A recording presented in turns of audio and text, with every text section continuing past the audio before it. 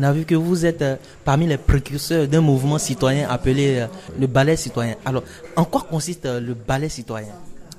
Le ballet citoyen, c'est un concept qu'on a lancé. Parce que pour nous, dans un pays, quand il y a trop d'ordures, il faut balayer. Et le balai est un instrument qu'on utilise pour balayer des ordures sans se salir. On a vu des gens qui ont fait des révolutions avec des armes et il y a eu beaucoup de morts. Nous ne souhaitons pas qu'il y ait des morts, nous ne voulons pas de sang. Et nous sommes partis d'un constat, surtout après l'assassinat du journaliste Norbert Zongo, le 13 décembre 1998 à Ouagadougou, un assassinat qui était politique parce que lié à des enquêtes qu'il menait sur l'assassinat du chauffeur du petit frère du président Compaoré. Donc tout ça mis l'un dans l'autre, ça a révolté le pays. Et nous nous sommes engagés dans la lutte de façon officielle parce qu'avant c'était juste la radio et la musique, mais là il fallait être sur le terrain. Et moi j'ai commencé à recevoir des menaces de mort pour mes prises de position en 2007. J'ai ma voiture qui a été brûlée et j'ai été chassé de la radio où j'animais à cause de mon discours et tout. Il fallait aussi que je me radicalise. Et c'est ce qui a fait que, avec mon frangin Smokey, on s'est assis un soir et on a dit il faut qu'on lance le ballet citoyen. Les jeunes croient en notre parole, les jeunes croient en notre lutte parce qu'on est resté toujours constant dans ce qu'on a dit. Et quand on a lancé le ballet citoyen, il y a tout de suite eu de l'adhésion. Alors, on sait que l'une de vos revendications, c'était notamment d'enlever du pouvoir Blaise Compaoré après 27 ans. Alors, pensez-vous aujourd'hui que votre objectif a été atteint? Nous, on n'est pas focalisés sur Blaise Compaoré. Nous sommes focalisés pour que les uns et les autres respectent la démocratie. Il y a une constitution qu'il faut respecter.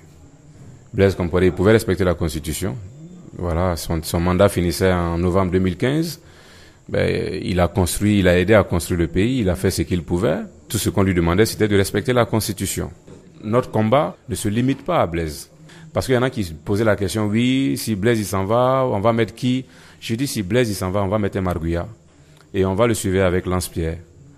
Parce qu'il faut que ceux qui nous dirigent écoutent la voix de la jeunesse. La jeunesse constitue près de 60 à 70% de la population. Donc, si les gens ne peuvent pas écouter la jeunesse, s'ils ne peuvent pas prendre le temps de comprendre le discours, les aspirations de la jeunesse, il y aura toujours des clashs. Mais aujourd'hui, on sait que après le départ de Blaise, nous sommes dans une période de transition. On n'a pas encore eu une figure de pro pour pouvoir conduire la transition. Mais c'est normal. Les gens tout de suite sont pressés. Mais je dis c'est quand même 27 ans de Blaise Compaoré. C'est pas 27 jours, hein, c'est 27 ans. Donc ça va prendre peut-être un peu de temps pour que les choses puissent se dégager. Mais une chose est claire, la jeunesse qui a fait partie de Blaise, là, la même jeunesse est toujours au Burkina. Elle n'est pas allée quelque part. Elle est toujours éveillée, consciente, mobilisée et prête à mettre la pression.